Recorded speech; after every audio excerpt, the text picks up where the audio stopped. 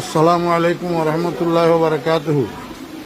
প্রিয় মুসলিম ভাই সব, আমি মাওলানা ফরিদউদ্দিন আল মোবারক বলতেছি।